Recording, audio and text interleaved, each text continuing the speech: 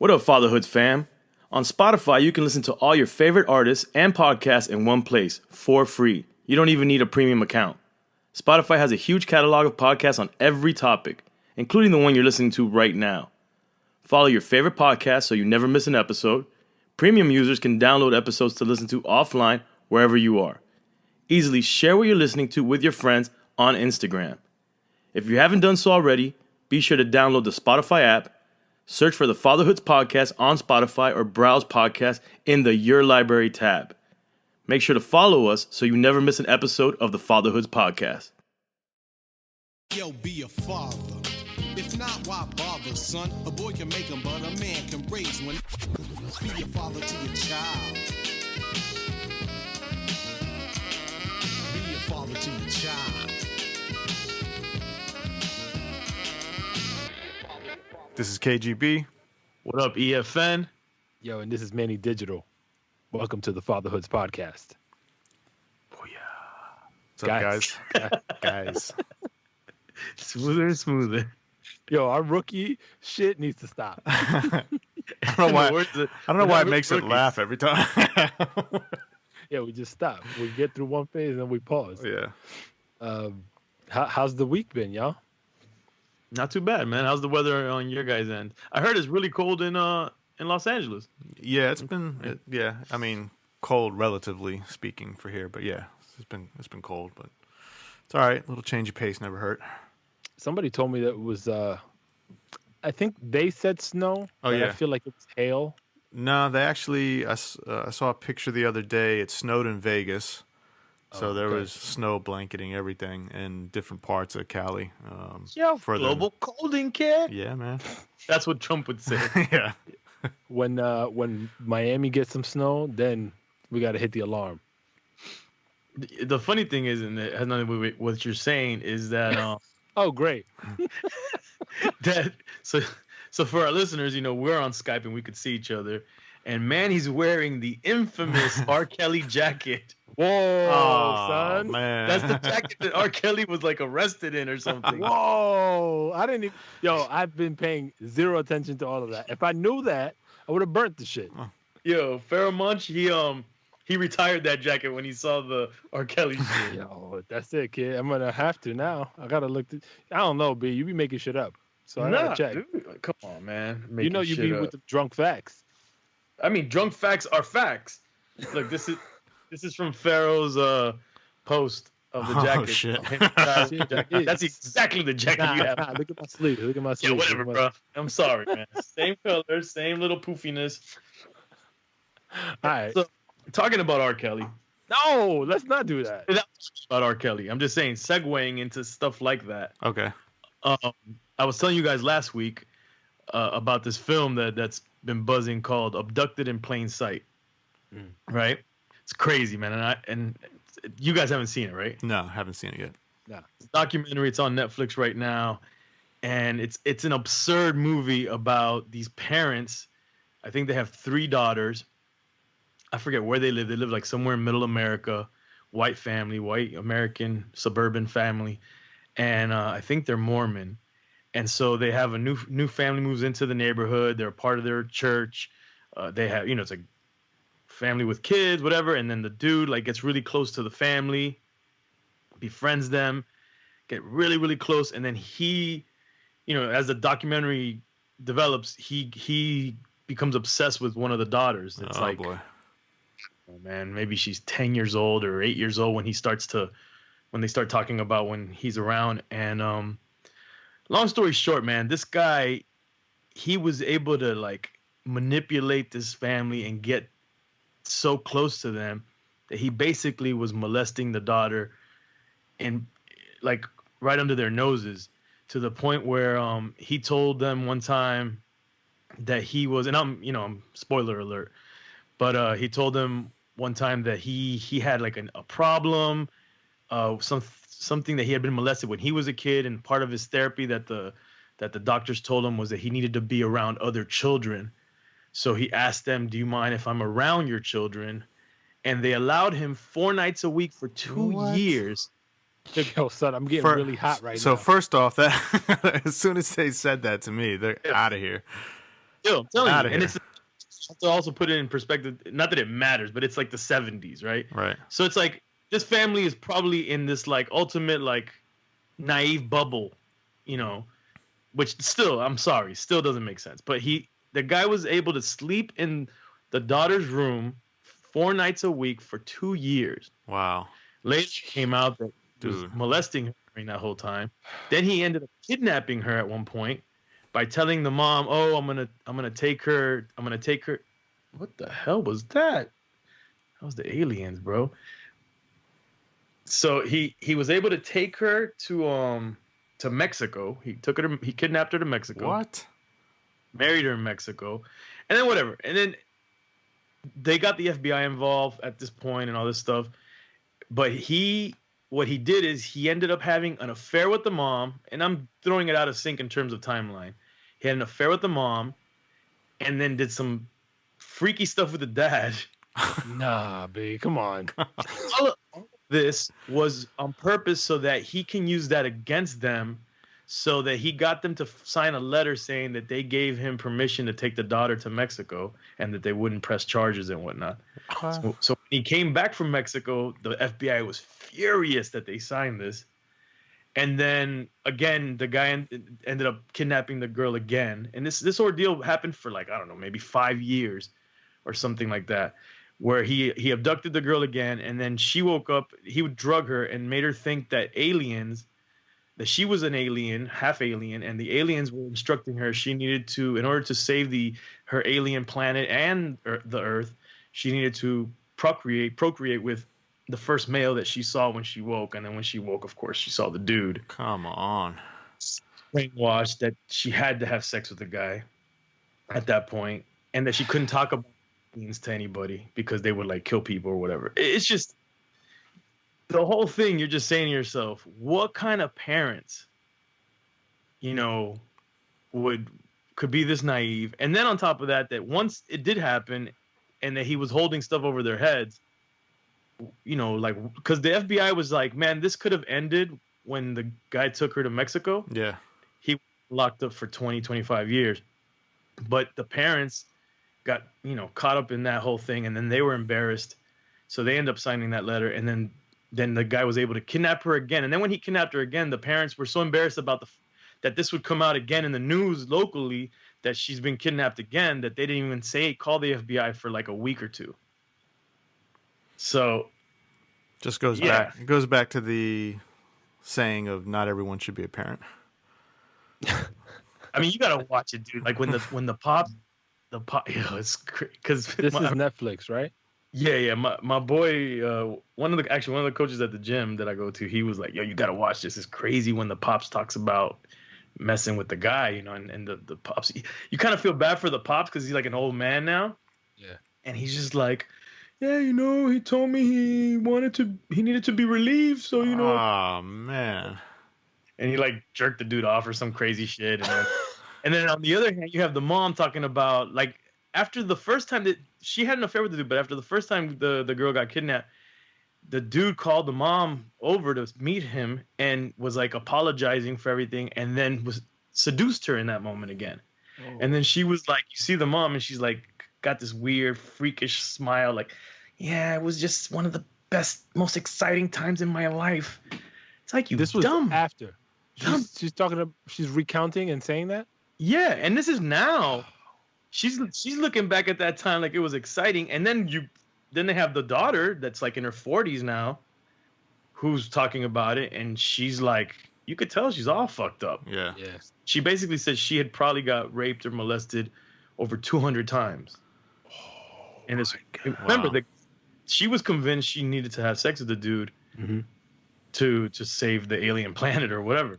So the moral of the story is, again, I don't know, what is the moral besides don't run when you... That motherfucker's ass. That's the moral. Yeah. I don't know, man. The moral, there's a lot of fucked up morals in that story. Yeah, I was quickly Googling as you were speaking, and so it was from Idaho, is where the family was from. But Only because you're telling me do I believe that this actually happened.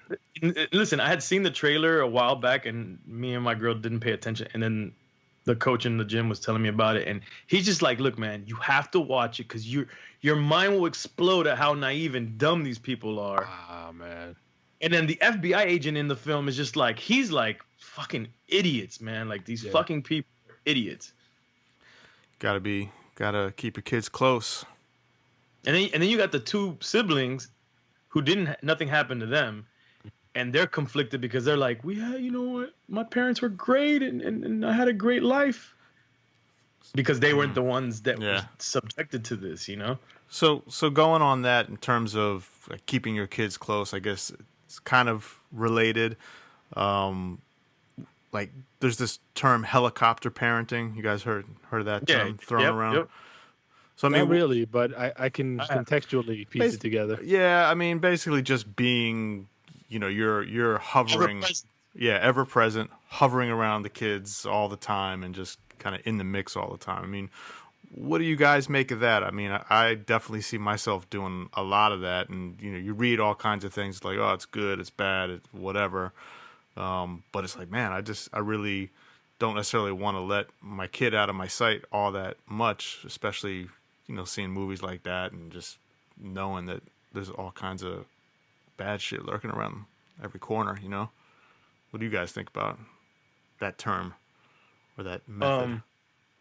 I think that probably when you're an only child, or you have one child, that's probably going to be more prevalent, I would assume, because you're just always worried. But if they have a sibling, I don't know. I mean, obviously it depends on the ages, but you feel more comfortable that they're with somebody. But yeah, no, I'm worried about it. And I feel like you have to balance it. Like I want to like make sure my daughter's safe, or even like when we walk away and she's sitting in the high chair and she's not strapped in, you're ready to like sprint back over. You're like walking just barely with her in your sight. Like I'm ready to go back. But it's I don't know. I don't know that it's good or bad. It's just, I'm sure it's just balancing where you're just not that overprotective. Because I think that if you're like that from the beginning, you're going to be like that for when they're older probably. And maybe that's where it gets weird or annoying. Or do you, in your case, I'm assuming you guys, if there's ever a period when you're going to be a helicopter parent, it's probably now at this stage of her life or kid's life. The 6 months to maybe 2 years or 3 years, something like that.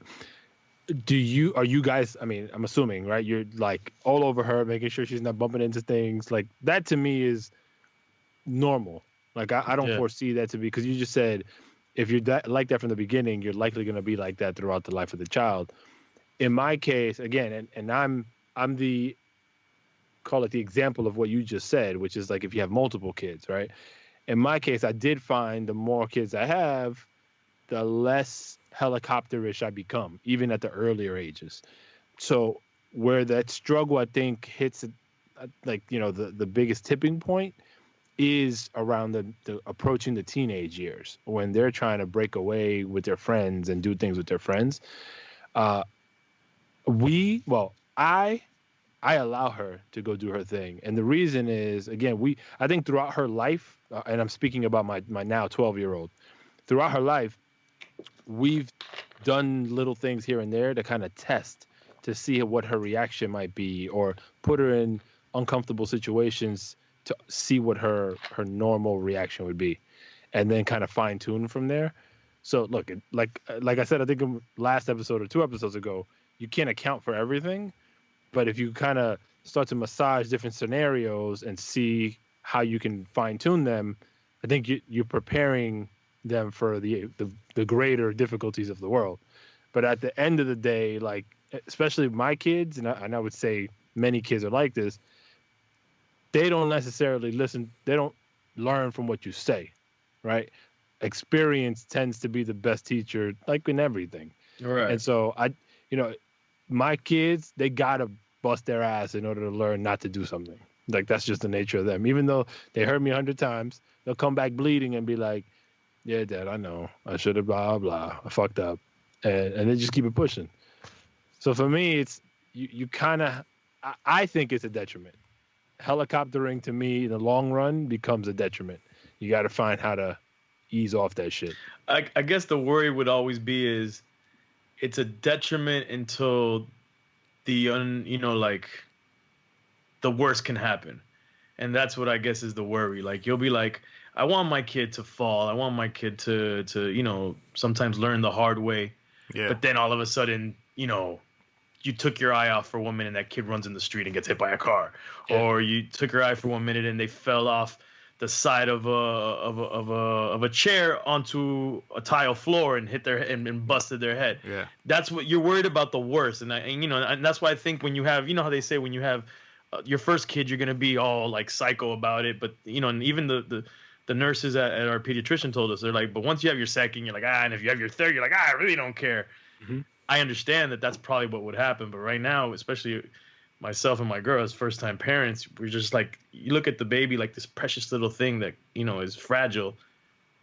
And yeah, it's I don't know. I want to say to be balanced, but it's difficult. It is. I guess they say the pros on helicoptering, and again, this is all thinking in terms of balance as well. I mean, I always look at everything from a balance standpoint. Like, I know that I can't be every single place every single time and that kind of thing. But, if I'm able to, prevent a situation from happening that might not be the best, then I'll try to do that. I think what they say is that just by being there and being present with a kid just helps kind of strengthen their confidence. When you're overbearing, then that becomes limiting for them in terms of just being able to learn how to be independent and think on their own. And like with my son, he oftentimes has to learn the hard way, like your kids, Manny. Like, I'll tell him 100 times, and he's got to do things his way and figure it out. But it's an interesting thing because like there's moments where what you said is true, Kay. Like, they look to you for confidence, and when you're present, that's sufficient for them to just glance. For instance, my son's doing Taekwondo. I just that's why I was late to the pod today. I'm there just watching him do his thing, and then he'll peek over every now and again, and I'll see, his chest puffs up a little bit, like he gets a little bit more confident, and that's great. But then there's moments where they might tell you, yo, I'm good, like, leave me alone. And in some cases, that's probably the thing to do. But then your instinct kind of plays into it a little bit, and then you'll be able to tell, all right, yeah, this is probably the moment where I can let him do his thing and, let him learn on his own. Or, nah, there's other shit that he don't see that I really got to be around just to make sure, shit doesn't go crazy. And that, I think, just comes from parental experience. How well do you vet, like, and I don't know if your kids do, but if they go to other people's houses and on play dates and stuff like that, how well do you vet the other parents and the situation? Does your wife or you go with them and hang out, or do you let them be unattended or with the other parents? I gotta admit, we don't do a great job. I feel like we're good enough as far as reading people, and we don't just say yes to the first thing, or we got to definitely meet the parents and get to know them a little bit, and then after that we do the drop-offs. We don't really let nobody. She definitely doesn't stay. None of our kids stay over night. Yeah, we talked about that, definitely. Right, but we don't we could do a better job, is how I feel. Yeah. How about you? How do you go about it? We really haven't. I mean, we definitely, same kind of thing. We got to meet everyone. Oftentimes, if they're talking about wanting to go to someone's house, we want to go to the house also and see. We haven't really done too many unattended get-togethers. One of us is usually with them. Our only new exception has been he met some kids across the street in our neighborhood, like right across the street from our spot. And they've been inviting him over to play basketball after school, and we've been letting him go over there. We'll walk him across the street, and let them hang out in their yard, simply because they're right across the street and we can actually hear them. So like we're looking out the window and listening to see if we can hear them and everything. I mean, the parents seem nice and all that good stuff, but it's just like, everyone can seem nice. Right. So I think that's like, for us, that's our little steps of, all right, we're going to let him kind of do his thing without us there and have a little trust. But if anything kind of went haywire, we could get there quickly. So it's our baby steps. I always, I struggle with that because I compare it, and I'm sure you guys think about it the same way. I compare it to when we grew up. Yeah. Right. Like, especially you guys being latchkey kids, like there was very little, dude, I was all over. You the just place. go and do, man. You just do your thing, right? But mind you, thinking about myself, and I'm sure Kay could probably say the same, kind of scares me even more because I was doing some wild things as a little kid. I mean, I had a phase where I was a little pyro, and I was lighting the garbage bins on fire. Like I lived in an apartment complex, and they had these big, the big garbage bins, and I light them on fire, and I could have brought down a whole. I mean, the fire trucks came a couple times, and I was doing all kinds of crazy stuff, man. I was this little military nut kid. I was out on stealing binges.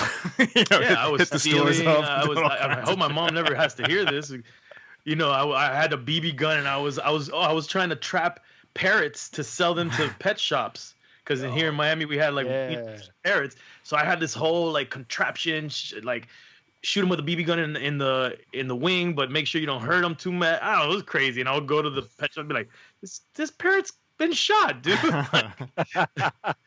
I've all kinds of crazy things that I was up to, and that was me being out. And mind you, my mom would tell me, even though I was latchkey, I wasn't allowed to be out past sundown. Yeah, you still did. I mean, I pushed it, Oh, okay. I pushed it, but I usually tried to come, because if she ever did pop up, the chancleta came out. I was usually home at night, but just because I could have gone out because my mom did a lot of work at night, so, but I wasn't going anywhere. I stayed at the crib. But I mean, the lessons that were learned, right? Like, I feel like kids lack a lot of, street smarts, right? We still call it that. Like, these days, there's a lack of that across the board. Unless you're in urban settings, you don't see that very often. And I owe a lot of gratitude toward the lumps and bumps and shit that I got growing up, because while there were mistakes and shit could have went sideways real quickly, I'm a lot better for it, and I can foresee certain scenarios now because I was in them. Right? Absolutely. So that's the conflict for me. It's like, I get it. You want to put your kids as close to, perfectly safe as possible. But sometimes I feel like that street element does help. Yeah, they need a little bit of that. But we also have to, we all know we live in a different time, and everything, when we were growing up, things moved slower. This is such a rapid pace society we live in now. So things escalate so much quickly. And isn't the saying also that we don't want our kids to have to go through the same things we did? Like the reason why we were latchkey kids is what we don't want for our kids now. Right. Yeah. Or I don't know. Yeah, but we also have to balance it with giving them some street smarts and not, letting them be spoiled. So it's just back to balance, basically. Oh, I got a great business idea. Sort of street academy for kids. Street smarts. Streets are garden. We didn't talk about this. I feel like you mentioned this before. Yeah, we had another business idea like this on a previous episode. Was it like this? It wasn't street smarts, but it was something straight out of kindergarten. Yeah, it was like creating scenarios or something like that for kids to work through. It's like a maze, but it has like the drug dealer pops out on you, the molester guy that you have to avoid. The peer pressure gang kids or whatever. Oh, shit. Well, check it out, fellas. We're gonna do something different today. Oh, we're gonna have a guest, but instead of having a dad on, we're gonna have a mom on. Gonna get a mother's perspective on things today. She needs to shut us down because we probably have all the wrong ideas. Right. So let's make this happen. Let's do it. Cool. So with us today, we've got author, I'm still gonna call you a rapper, Angie, even though I know you hung up the mic. And and the undeniable voice of New York radio, Miss Angie Martinez. Welcome to the show. You can say, thank you, man. I'm so happy to be here. You can say New York Times best-selling author. I love the way that sounds. It does have a nice ring to it. Wait. Was that for both books, or was that my voice primarily? No, my voice was a bestseller. I only did 2 books. I did that, and before that, I did a cookbook. But the cookbook was a passion project, and it sold as a passion project. Whereas, I mean, my voice was like, I put my whole heart. That was a whole different type of project. But yes, it was just my voice. That was. I mean, don't say it like it was. It was not a big deal. Like that book was dope. I don't typically read. Thank you, man. A lot of these books, but as soon as I saw you come out, I mean, you kind of played one of those soundtrack to life type of roles in my world. So that was nice to kind of, put it all together with that book. So thanks for that masterpiece. Man, thank you so much. That's like my pride and joy. I feel like, right now, I mean, I would like to make another pride and joy again soon. I mean, that's always the goal, right? To make things or contribute things that you feel super passionate about. But that book, it's like you ever do a project and you're like, in your mind it looks one way, and then you do it and it doesn't quite meet the expectations. I feel like that book, I kept pouring into it till I felt so good about putting it in the world, and then the way people reacted to it, it's just my favorite thing. Like I literally would stop. People would stop me in the street and be like, "Oh, I read your book." I would stop and have a full conversation because I want to know what they connected to, what they cared about. Like it's it's a soft spot for me. So if anybody's ever trying to have a conversation, if you start with my book, we're talking for a long time. That's how it goes. So thank you for that. Yeah, for sure. So Kay, let me throw it to Kay because I think we got some questions we want to start you off with, and then we're gonna flow into some discourse. Nah, real easy questions. I mean, we're all fathers. I have a son. He's got a daughter. Congratulations. Manny, thank you. Manny's got 3 kids. He's the OG dad here, so he's got repping for the Dominicans. Ya tú sabes. Putting it down. I see. Okay. And so what's your family dynamic without getting too much into your business, but just trying to figure out how many kids you have? What's your dynamic here? I have my dynamic is actually kind of crazy. I have one son that I gave birth to, and he's my son, and he's 15. But then, I'm in a long-term relationship with somebody who has a 13-year-old who has become my second son, my bonus son. And then I also have, so pay attention, guys, this is a little complicated, but my son's father has another child, and I became so close with that boy's mother that when she remarried and had other kids, she wound up making me the godchildren to all her kids. Oh, wow. So I have 4 godsons that one of them is actually my son's biological brother, who's also not my godson. And those boys are like, they're my children too. I love them like I gave birth to them. So I have 6 boys in my life. One of them who's my son, one of them who's my bonus, and then I have these 4 boys that are kind of like my bonus kids too, and I have 8 godchildren. Wow! Wow! You're a favored. Yeah. So that's what I don't want. Nobody can ask me. I'm done. I'm not doing any more godchildren.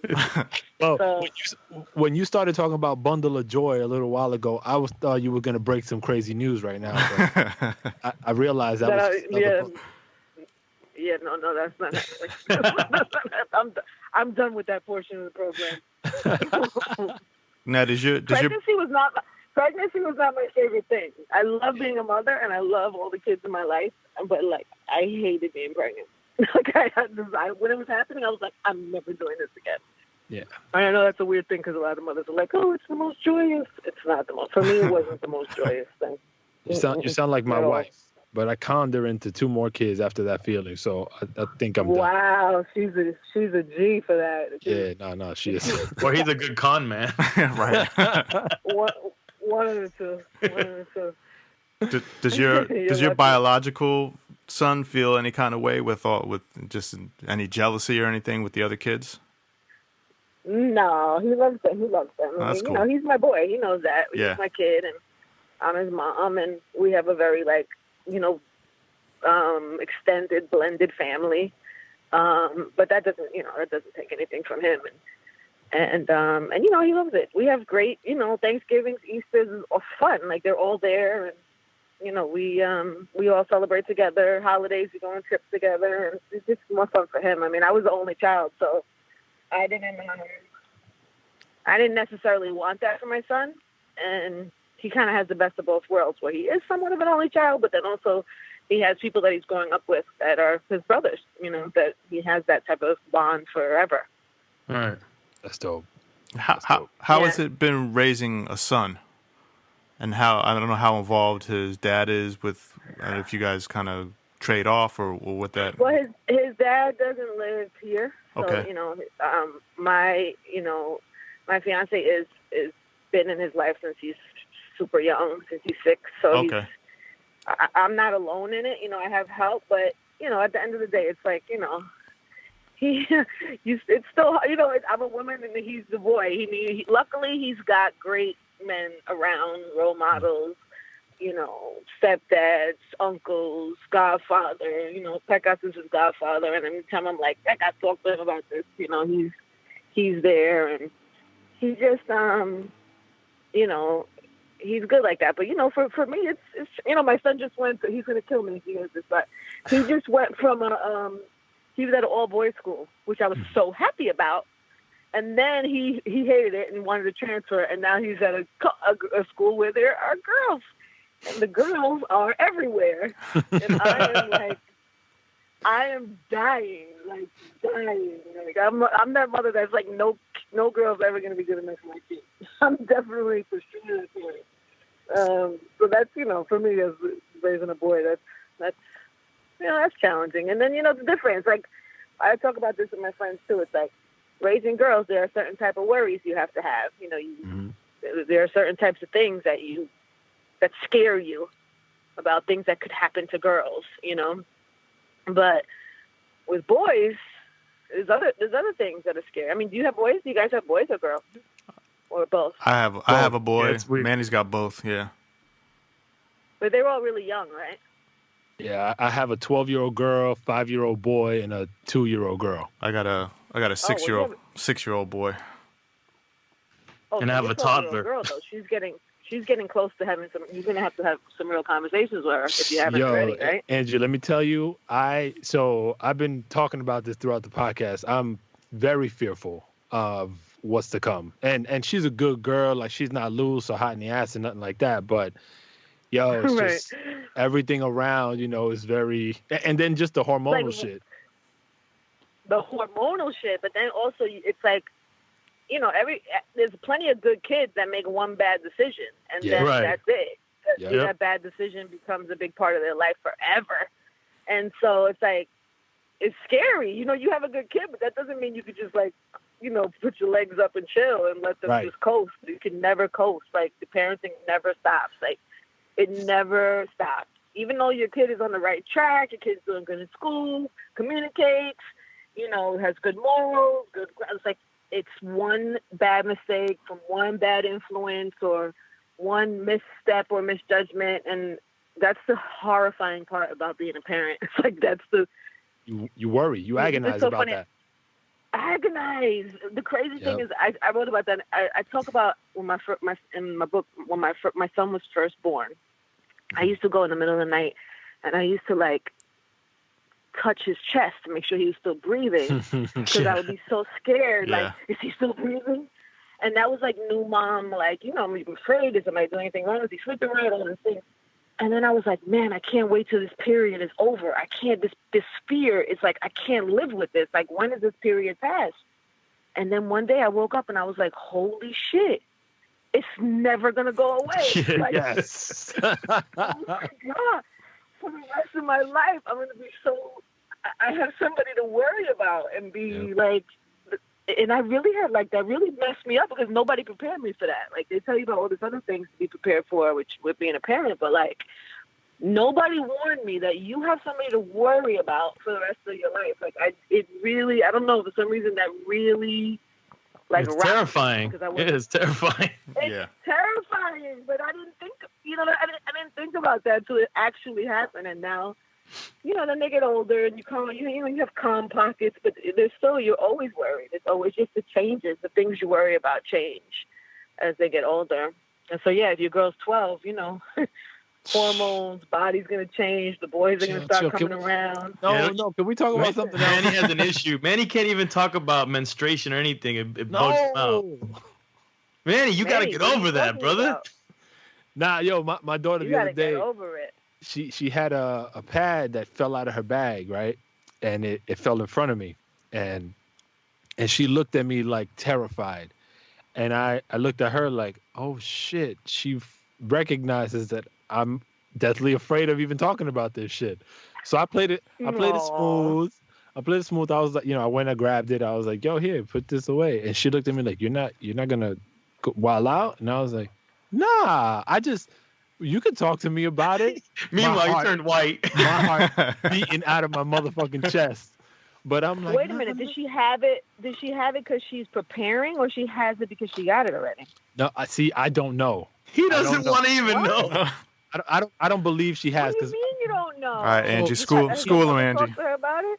Angie, it's very weird. This is why we need mothers on this podcast. Yo. Well, welcome to fatherhood. Like, what do you mean it's weird? Of course it's weird, but what's the alternative? The alternative is your little girl thinking something's wrong with it, or something bad is with her body, right. or something shameful. Like, it's part of becoming a woman, and she needs to know what that means. And I'm sure her mom has talked to her. Yes. My wife is very good about it. She, all right, so then you're good. That's why. But see, I don't want to just leave it up to my wife, because going through this podcast, like I'm mustering up the courage to address it and be a part of it, but from a distance. You know what I'm saying? Like, well, but if you're lucky, because if she has two parents in her life, and she's lucky because her mom can handle that, and you can handle things talking about when you were a boy that age, and right, and you can. I don't think if you're lucky, if you're fortunate enough to have two parents in your life, I don't think you have to do everything. You know what I'm saying? Right. You could be the other side of something, and that's fine. I mean, you don't want to freak her out either. But if you were an only parent, then that would be a different story. Then I would be lecturing you right now. I wouldn't have I would have been telling you everything about it right now. You do got to get over being so squeamish about it, man. Because I do. I will. Because you're setting the tone for her. You're setting the tone for her about how she should feel about it. Right. That's. I mean, that episode. The episode I just mentioned, like that, really made it really real for me. Because I saw her panic face, and I was like, "Oh shit, I can't even do this shit no more. I gotta really man up." So I will. Well, more than even about the period, it's like now, and I'm sorry that this is gonna disturb you, but if she has her period, she can get pregnant. Yeah. God damn it. Yeah. I thought we were talking. Thank God, I have a baby girl, and I don't have to deal with that for a long time. Go ahead, Angie. But you have to. But this is the reality of life. It's like, of course, nobody wants that, and God forbid, and whatever. But she needs to know that is a function that her body is capable of. You know what I'm saying? Like, she has to understand what all that means, and it's time. No, that's my opinion. I mean, everybody has different opinions. That's my opinion. It's like, that's not opinion. That's a fact. These things you're saying are facts, and I agree. But no, I mean, it's the fact that you should be talking to her about it, because also, you know what the thing is? Everything's on the internet. Yeah. You can't hide things from your kids no more. Like, they're gonna find out anything they want to find out, and if they can get information from you, because you're the one that's giving it with love, and it's giving it with good intentions, and giving her the real story, and you know what I mean. On the internet, who knows what she's gonna find? Yeah, I don't know. No, you're right. Sorry, I don't know how this became a lecture. Maybe I don't know no, that's good. No, Manny needs to hear this. I do. I really do. I'm not even mad. Like, this is really helping me, even though I'm cringing. Okay, good. I'm glad that I can do that. I'm glad I can help. Since we're talking about roles a little bit, what's from a mom's perspective, like, what do you think makes a good father, and the kind of things that a mom looks for a dad to do? I mean, and this is kind of subjective, but just curious from your perspective. Yeah. I think I think it varies on the kids, and that's one thing I learned. Like, different kids need different things. Like, you really just have to listen to your kid and pay attention to your kid, because I think some people need to be fathered one way and some people need to be fathered differently. And it's like, if it's your kid, you've got to pay attention to what they're responding to. You know what I'm saying? Like, one parenting style doesn't work for every kid. Right. Like, you can't do the same thing. Some kids need some tough love, man. Some kids need somebody to hear them. Some kids need a place to feel comfortable to be able to talk. It's like, you really got to listen to your kids and get to know your kids and spend time. You know what I mean? It's like time. Time is everything, and listening and waiting and paying attention to the details, because at the end of the day, it's like, you got to know who your kid is. You got to know who they are as human beings and as people. And even though they're little, they're still people. Mm-hmm. They're still processing the world from their perspective, with their own feelings and their own thoughts. And you can help guide them if you get to know them. So it's like a fine line between. So I think with fathers especially, and I think fathers with boys can be tricky, because, it's like women and girls. Like, you look at them and you want to make them little yous. Like little you. But, right. Yeah. And when they respond, and when they're doing something that's different than you would do, sometimes you might react harshly. But the truth is, they might not be like you in that way. Might have a different demeanor, a different calling. You know what I mean? It's like, I don't know. I just really think, that's for fathers and mothers. I don't know if that really answers your questions, but I really think paying attention to who your kids are becoming, and of course guiding them and helping to shape them, but giving them enough space to also feel free to a certain extent, if that makes sense. What was discipline like in your household? Did the chancleta come out? Only a couple of times. Like, maybe literally I could count on one hand, and it was, I could count it on one hand, but when it happened, it rocked me. Like, I was like, okay, God, it won't do that anymore. Like, I was like the type of kid that my mother was a single mother. She was serious business. If she said something, she meant it. She was, she worked hard. I'm like that. If I say something, I mean it. And I never really have to hit my kid either, because he knows I mean what you know what I mean? It's like, there's a certain level of, like, he doesn't want to disappoint me. I didn't want to disappoint my mother. So if she was mad at me or just talked to me sternly, like, that would be enough to make me cry. Like, I didn't even need that. But, as I get older and you start pushing the envelope, it was a couple times I had to catch one. She popped me in my lip, and I was eating. I remember, I never forget, I was mad. And not crazy. She didn't, like, punch me. She, like, popped me, but in my lip.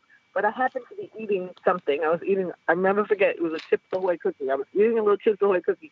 And she, like, lightly, but, like, watch your mouth type of thing, like, popped me in my lip. But because of the way she caught me, my mouth started to bleed. I'll never forget. And my mother was like, oh, my God, I'm so sorry. Like, she felt so bad because I was bleeding so bad. But I knew inside, I was like, she didn't really hit me that hard. This is how she caught me. Oh, it's the blood. Did you milk it? Did you milk the moment? Yeah, hell yeah. I totally milked the moment. But I also realized in that moment that my mother doesn't really want to hurt me. Like, Right. It's like, and I was young, but I remember thinking, oh, she feels so bad. Like, she doesn't want to hit me. You know what I mean? I don't know. I just remember that. But then, as I got older and I was a teenager, I was crazy. I was out of control. So she definitely had to pop me a couple of times. And one time was real bad. And then that was it. And then I kind of got my shit together.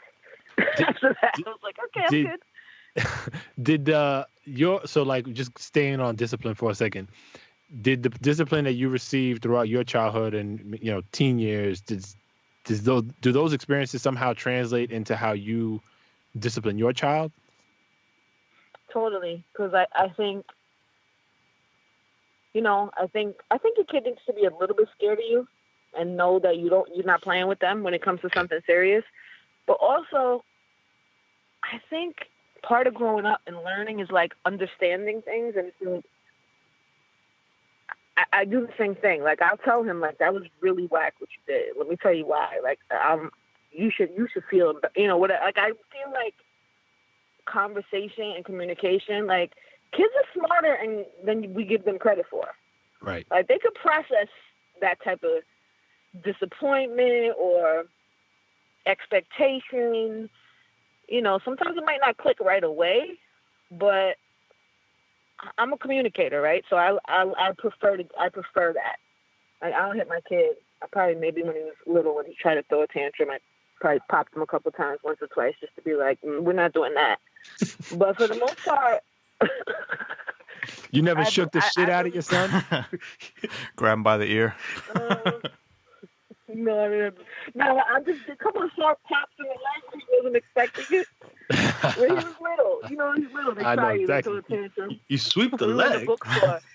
We were in the bookstore one time. He was mad little. We went to a Barnes and Noble, and he wanted some trains, some Thomas the Train trains. And he had every one already. He had a ton of them. I was like, no, you're not. We're not doing that today. And he started having a fit in the store. He lived like a couple blocks away. I dragged him out the store, and he's kicking and screaming the whole way. But he's little, you know. He's 5, I don't know, 4 or 5. Kicking and screaming out the store. I let this little boy have it. And, I mean, not crazy, but like, I never hit him. So the fact that I would even pop him on his leg like that, he was so stuck that he just, that was the one, like, literally, you know when you talk about kids have the temper tantrum phase? Like, he had one. Yeah. We handled that, and it was over. Like, I literally, he never did it again. Like, I stuck to no, I dragged him out. So I'm not saying that was for every kid, but for my kids, I think he knew it was out of character for me. I think he knew I wasn't playing with him. And we really didn't have that type of problem again. Like a temper tantrum like that. That was like the one time. That's dope. I can't say he didn't know that's what I'm saying. Every kid's different. I have guy kids. I get it. All kids are different. It doesn't mean one's better than the other. It's just how they're processing things. And just like, so one kid probably needs a little more discipline than the other. Yeah. Does he know who you are and what you do just in terms of music and entertainment at this point? He's 15, right? Oh yeah, he's 15. He uses me. He wants to come to work with me when like somebody he cares about is my dad. He came with me the other day because I had Gunna on my show and he wanted to come meet Gunna. And I think before that was Quavo. When Quavo came, he wanted to come up and meet Quavo. Oh no, he. By the way, my son is up on the stuff way before me. He is like. He's on it. He's like, he puts me on to who's who and what's what. And, you know, I mean, you know, I try to stay up on everything too, but like, he's way early. How have you tried to, with him growing up, have you tried to filter content, lyrics? I mean, we've been having this debate and almost every week of like, you know, just really? Just like kind of how do we, especially with younger kids, like, I mean, do we censor some of the songs? Do we let them hear it all and then explain? I mean, I don't know. How did you? Yeah, we go back and forth about it. Yeah. It's crazy because my fiance, he's like that. Every time like we would play Dirty Words in the car, he'd be like, great, he called me Mother of the Year, boy. Listening to the worst language. Like, look at your mother, you know, playing the terrible language. But language doesn't bother me. I feel like they're gonna hear it anyway, and I feel like it really doesn't bother me. Like sometimes if it's a super sexual content, if they're really young, then I try to, you know, be careful with that. But I feel like it's just language, and they're gonna hear it everywhere. They watch YouTube videos all day. Like it's all over the place. So hiding from it, it's just like, I don't know. That's just me, and I know every parent is different, and that's not to say it's the right way. But for me, language, it just doesn't bother me. Sometimes super sexual content. Yeah. It could be like, ugh, turn that off, or put the clean version on. Have you had to sit down and talk context with him at all? Just like, so for instance, if there's songs where it's about drug use, and there's a lot of that these days, I mean, have you had to kind of explain to him, hey, this is what they're talking about in the song, and this is reality? Or is he explaining it to you? Yeah, sometimes he'll play me songs. He was playing me, what were we listening to recently? And he came in early with something. Oh, what's the, oh God, I'm gonna black out. Somebody who just wrote a song about killing somebody, and then he got arrested for it. You know what I'm talking about? Yeah, I do, but the name doesn't come to mind right now. But I know it's exactly. It's not coming to me, right? Yeah. Anyway, so we're talking about that, and I'm like, and I talked to him honestly. I'm like, first of all, it's so stupid that he would do that because, you're telling on yourself. You snitch on yourself. True. Yeah. And also, it doesn't mean just because it's said in the song doesn't mean it's true. It's like he could just be telling a story, which is what a lot of people do. But I feel like I started talking to my son about drugs and things like that very, very, very early. Like if we see something on TV, or if we see, somebody we knew, that was not doing well. I was always very honest. Like, sometimes people get on drugs early and that messes them up because it takes a long time if you're lucky enough to, we would just have conversations about drugs very early. So by the time now, I think he knows what it is. He knows the repercussions. I pray to God that he doesn't make bad choices in life. And I think, especially teenagers, they're always going to be presented with options. You can't control all of that. I mean, but you can just give them the information, right? And pray to God that they make good choices. That's all you can do. Give them the information, pray to God they make good choices, and continue to give them information all the time. Remind them of the information. You know what I'm saying? Like, all the time. And I started that really early. So now by the time he's a teenager and we're listening to this type of music, I don't feel like, oh God, he's hearing them talk about, and he sees it, by the way. He was a big XXX Tentacion. Yeah. He's and there was a lot of talks about that, and he saw some of his struggles with that. I mean, I think, and we've had conversations about it, and I think he sees it. I think he thinks, he sees it, he sees the repercussions, and I pray that's enough for him to make good decisions, you know what I mean, with conversations and information and then that type of thing. How do you, so he's 15 and a co-ed. Is it XXX? I know XXX was murdered, but yeah. I feel like there was some drug conversations we had about him too. I'm trying to think if that's the person we were talking about, because him and I had been talking about one of his rappers, but I think it was him. Well, it might have been Lil Peep also. He had died of that overdose. Peep. Yeah. Oh, okay. That wasn't who we were talking about, but I think it was early on in XXX. Yeah, I think he was tied to like some drug abuse early in his career or something like that. Yeah, I believe that was one of them that initiated the conversation. And if not, don't worry, because we don't really hold people to facts here. We just say it might have been, it might have not been. Because I'm on my way home again on a long day. I was furniture shopping. I had a glass of wine. But so Angie, your son is 15. He goes to a co-ed school. What? How, and you said you've been having conversations, but I want to get specific. Sexual conversation. I know that's a concern. How? And I know you got a lot of people that you throw at him, I'm sure, that help him understand certain circumstances and repercussions. How is that going? How are you? How have you approached it? Well, let me just say this: I say all my kids, because I'm really lucky to have a village, right? So whether it's like Nico, my son's name is Nico, whether it's Nico or it's like one of the other boys and me and one of their mothers are having the conversations about how do we handle this. Yeah. Like, it's like becomes like a village thing. So it's any of the boys. Nico's brother is in college right now. He just left this year to go to college. So, there's been some really specific, detailed conversations that we've had with him. And we had to. We were, what are you going to do? And now that's made him comfortable to have the conversations back. Sometimes a little too comfortable, and I'm like, why are you telling me this? But he's really, he's really comfortable. But would you prefer not to know, or are you? I mean, do you prefer that they're even willing to share?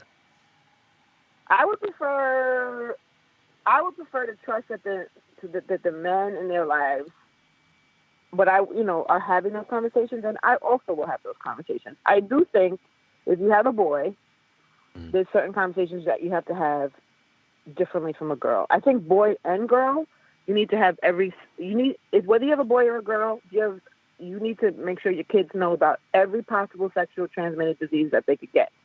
Like literally, you can get this, and this is what happens to you. If you get this, you'll have this forever, and this is what happens to you. You can get this, and maybe you want some pictures to go along with it, and then this will be with you for the rest of your life. This could actually kill you.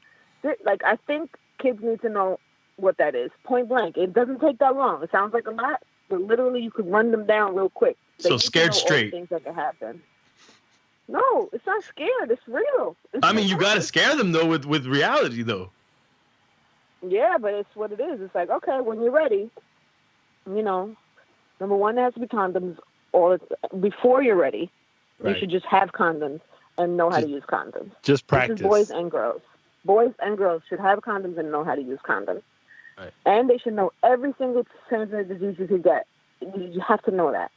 Then after that, then it's like relationship things. It's like, for boys, for girls, putting yourself in certain situations and being safe and making sure, you're not sending naked pictures of yourself to boys because even though you think you love him, he has 100 friends. Yo, for real. Even 2 best friends. Yeah. Like, you girls need to know that at a very young age. And I'm sorry to tell you, you're not going to like this. At ages like 12, like, you need to know this. Like, you need to know that type of thing. Because a young girl, a young 12 or 13, a young 12 gotta have that phone, Manny. Yeah, no, you have to, man. My boy and I gotta take that phone every night, names, yo. He found his 12-year-old's iPad with naked pictures. So chill, son. Yeah, dude. It takes 2 seconds in a moment of anything for a little girl to get a picture of her taken. That could be everywhere. And a boy too, by the way. A boy too. Yeah. And with boys, you have to make sure you talk to them about the fact that it's like if you have a little girl, right, she gets pregnant. Or a teenage girl and she gets pregnant. It sucks. But she has choices. She has choices. A teenage boy, if gets a little girl pregnant, he doesn't have any choices. Mm-hmm. The choice is hers to make. Mm-hmm. But what happened? I mean, I'm being very honest, but you know what I mean? It's like it's a different conversations you have to have with little boys. And also little boys have to be careful because they're dealing with all types of body and physical things and things they might want to be doing. They got to make sure that the girl is on board. Oh, yeah. Right, yeah. Like fully on board, no confusion, no too much alcohol, and tomorrow says she didn't mean to. Like none of that. Yep, understand what no means for sure.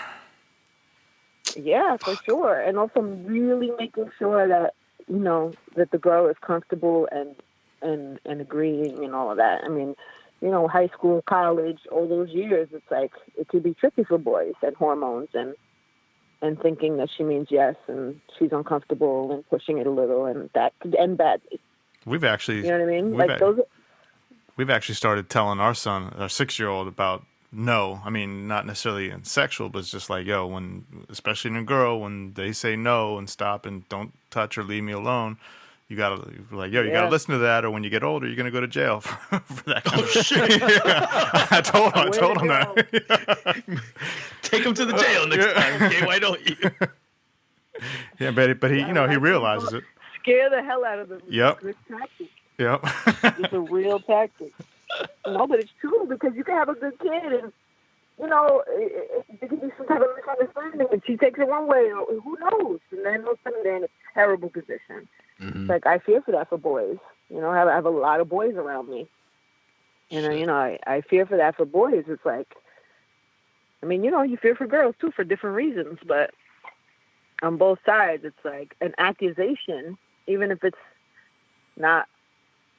Oh, you're done. You know what I'm saying? Yeah, you're done. Accusation alone, you're done. Court of public opinion, you're done. It gets you don't even want to leave room for an accusation. There's no room for any of that. There's no room or space for it. Yep. So that's, the clarity that teenagers have to have. That's what I'm saying. Like, you worry about little things with 6-year-olds, but then the worry never ends. The parenting worries never end. Gross. And teenagers, you have different worries, and then they go off to college, you have different worries. Anyway, I tell you all that to say, we're all as parents. Like, we're going to just have stress. the rest of our lives. You scared the shit out of me. Sorry. I'm sorry. So Angie, what would you say you see out there? And I'm curious because I know you just mentioned, like, you know, you have this village of friends and the mothers of some of the, you know, the God's kids that you have. What would you say is the area where you see us fathers fucking up the most? I think maybe wanting your boy to be just like you or to live out the thing. I watched so many, you know, my kid plays ball. He played baseball for when he was really young. And he played basketball for a really long time. And sometimes you see these dads out there pushing their kids to be them or the thing they want to do.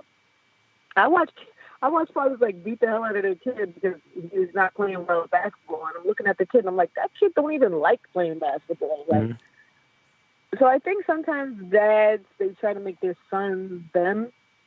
And I think that's wrong. That's not that's not how you raise your kid to be the best version of themselves. I mean, sure, that's great if they do, but you can't force that on your kids. And also just being present. We're all on our phones all day. It's like your kid needs like full attention sometimes, not just like a little piece of attention. And it's hard because we all got to work. We all running around doing mad things. But you know, sometimes it's like just shutting down and being present with your kids, I think, goes a long way. Okay. Does your son have any aspirations for being in the music business? No, my son wants to play basketball forever. Okay. For life. Forever and ever. That's what he wants. That's what he cares about right now. And he's really good. He's really, really good. And so I encourage it. And, you know, he works really hard at it, and that's his passion right now. And I always tell him, like, you're passionate about it? Great, let's go. I support you. But just be open to the fact that the passions might change. Like, you might be passionate about something else in 2 years, and then we'll explore that. But, like, I definitely am about, like, if you're passionate about it, then I support it. Okay, so you wouldn't have been against him wanting to be in the music industry?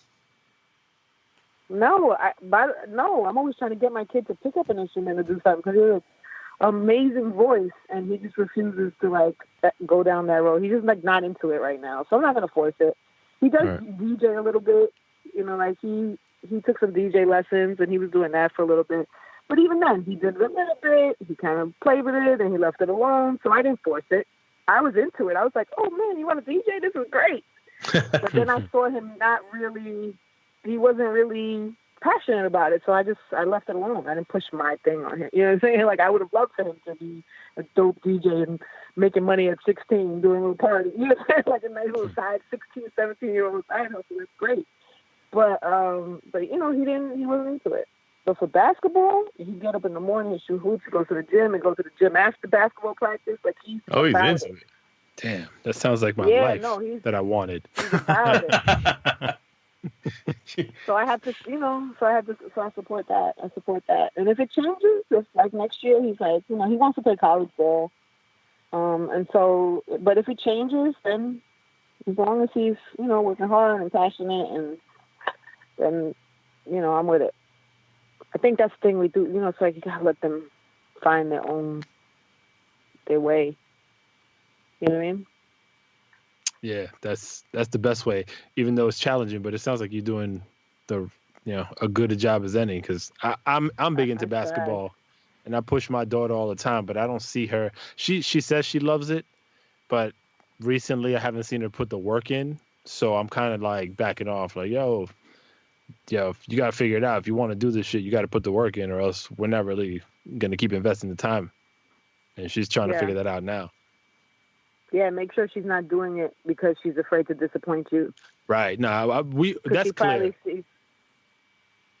She probably sees how excited you get when she's doing it, and she doesn't want to disappoint you. Right. So she's like, I like it. I'm not saying that's what it is. I'm just saying. No, you're right. Just be careful of that. But also, you know, things change. My son was passionate about baseball when he was younger. He played Little League, and it was, you know, he wanted to be Derek Jeter, and then all of a sudden it switched to basketball, and so then it was that. And, you know, they're going to change all the time. But as long as listen, man, if your kid is passionate about something, that's great.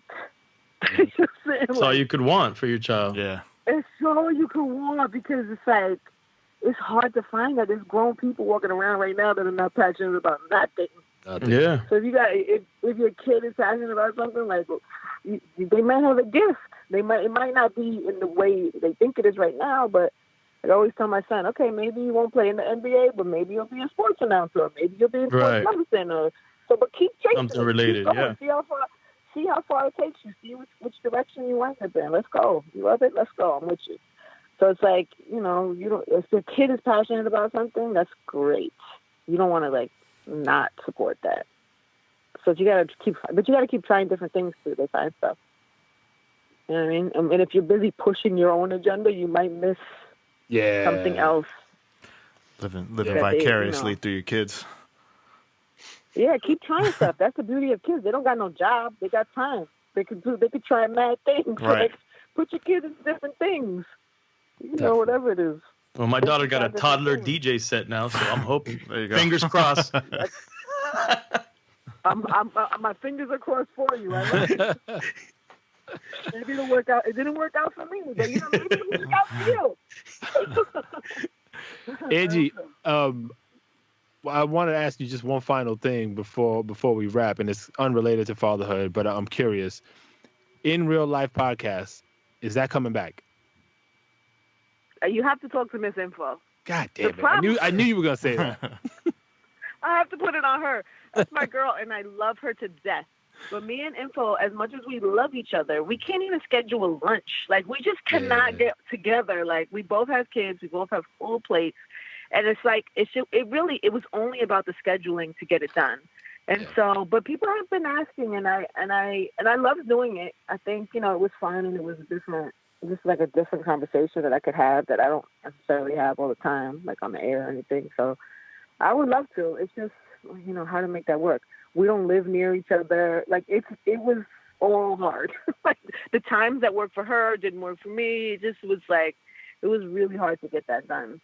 So that's the only thing. But if one day. We can fix that, yeah, who knows? Something will click. People have been asking the past couple of weeks, so I'm gonna call them. Yeah, y'all should get in there. I mean, it was dope. I enjoyed it. Thank you, man. Thank you.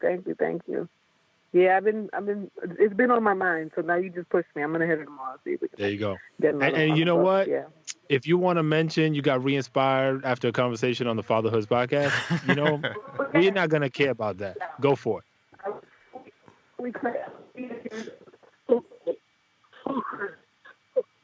Oh, man, you just cut out. And I thought you had some gold that you just probably... She just told us see the keys. I said I believe in people their full credit. Definitely give you the full and you could announce it on Drink Champs when you're here drinking with us. That sounds perfect. Yeah. You might try to get info Drink Champs with me, but she's let's do it. All right. Well, Angie, it was a pleasure. Thank you so much for joining us. Yeah, we appreciate it. Thank you very much. Open invitation if you ever want to talk about kids, fathers, motherhood. You just want to vent. Yeah, we here. Thank you. I appreciate y'all. Definitely, I had a good time. I love what you guys are doing. I think it's a great idea for a podcast. So congratulations. Thank you very much. Thanks, Ange. All right, guys. All right. Great night. Later. Peace.